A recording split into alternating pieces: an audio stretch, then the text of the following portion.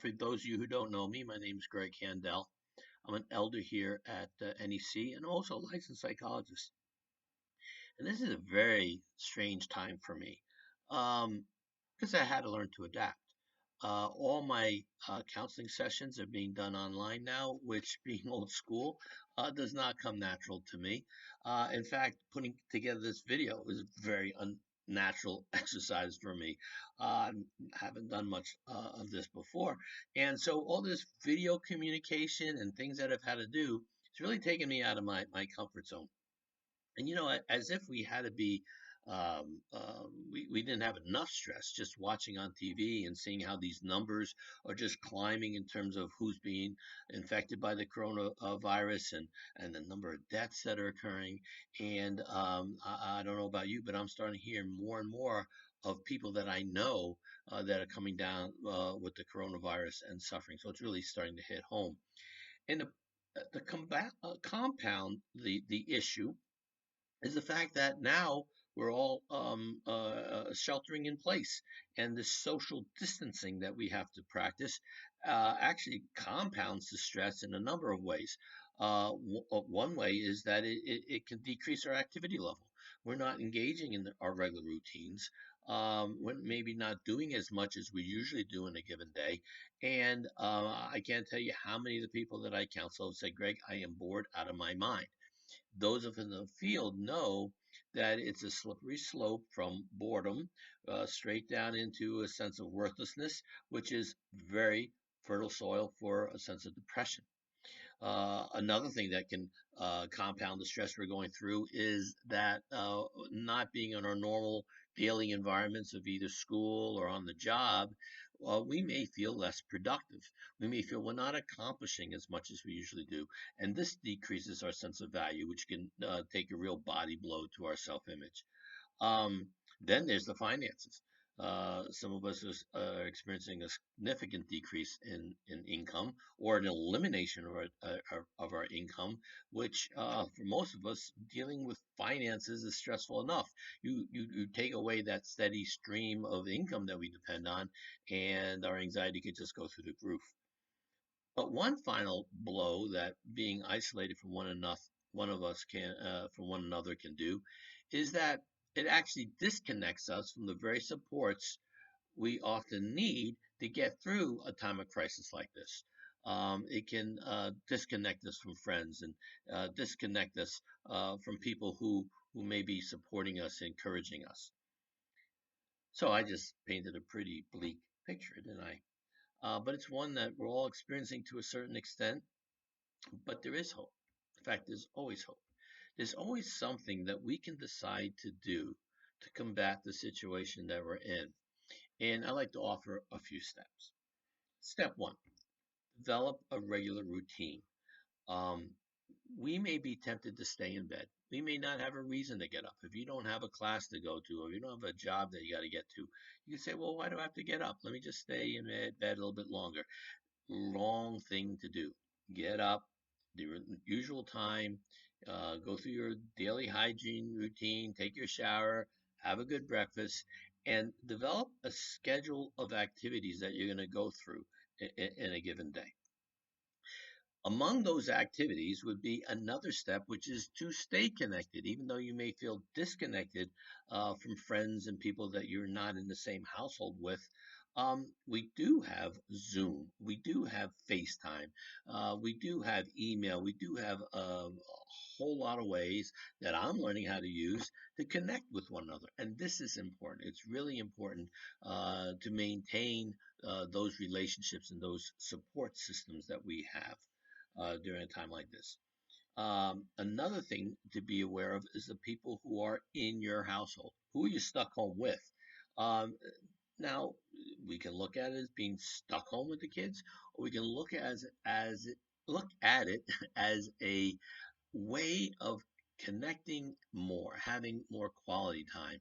An article in the Boston Globe, Ian Thornton said that this may be a good time for parents to really get involved in their kids' education and read a book to them and take advantage of online activities and do them as a family.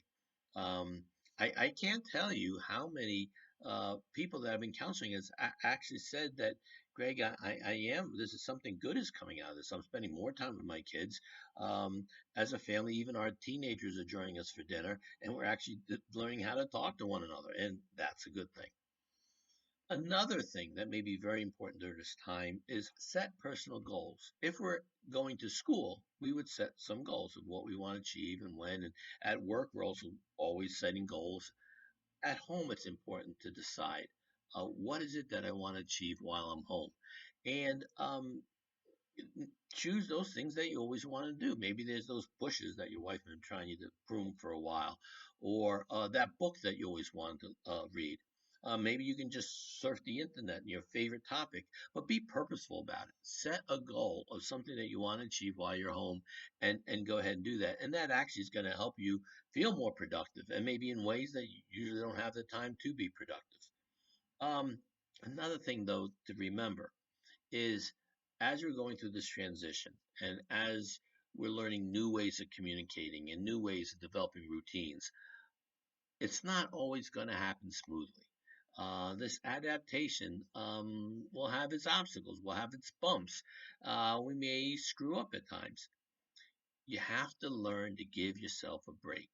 You got to learn to take it easy on yourself a little bit. I mean, we develop these kind of mantras in our head.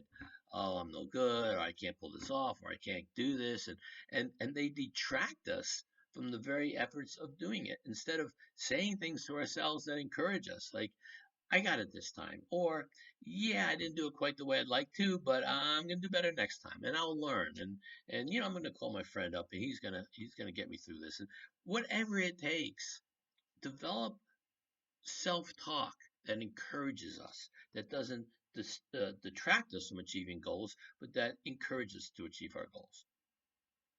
And one other thing we can do, and that's as important, enjoy the victories.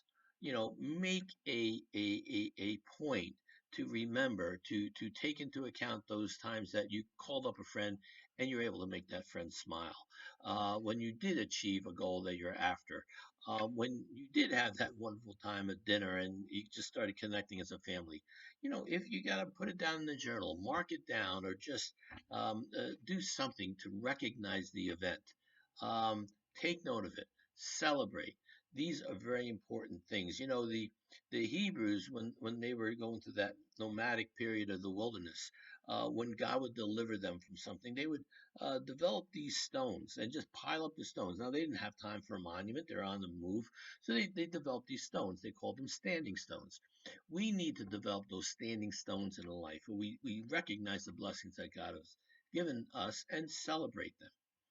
You know, during troubling times, Paul wrote to the church in Philippi, therefore, if you have any encouragement from being united with Christ, if any comfort from his love, if any sharing in the Spirit, if any tenderness and compassion, then make my joy complete by being like minded, having the same love, being one in spirit and of one mind. Do nothing out of selfish ambition or vain conceit. Rather, in humility, value others above yourselves.